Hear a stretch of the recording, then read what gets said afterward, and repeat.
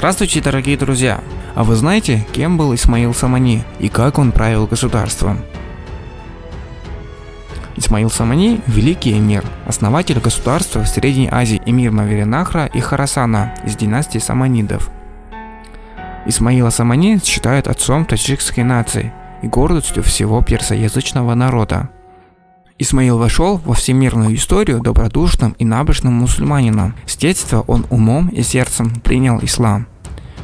Известный ученый Низам аль-Мульк в своей работе «Сиясат-нама», говоря о достоинстве правителя Мавереннахра, написал, что у эмира была чистая вера в Бога, и он был щедр к бедным.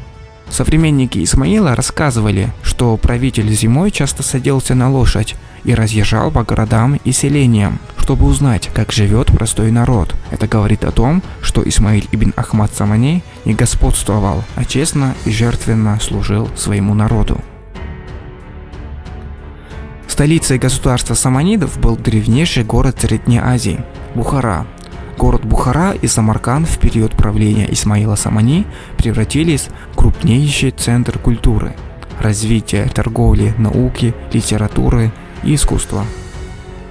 Именно во времена правления Исмаила ибн Ахмада Бухара превратилась в один из центров ислама на Востоке.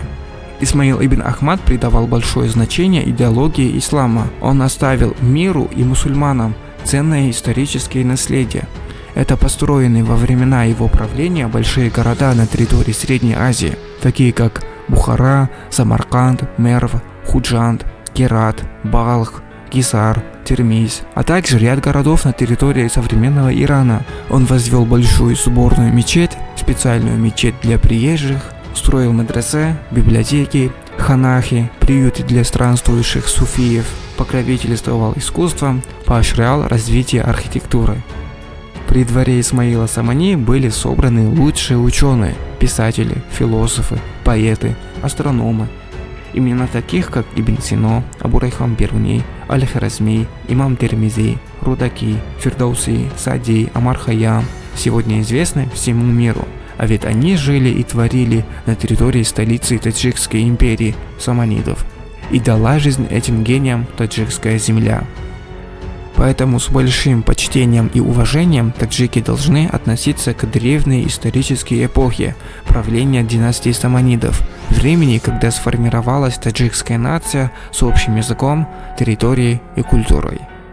Дорогие друзья, это была краткая информация об Исмаиле Самани. Если наш видеоролик вам понравился, не забудьте поставить лайк и подписаться на наш канал. Всего доброго, до свидания.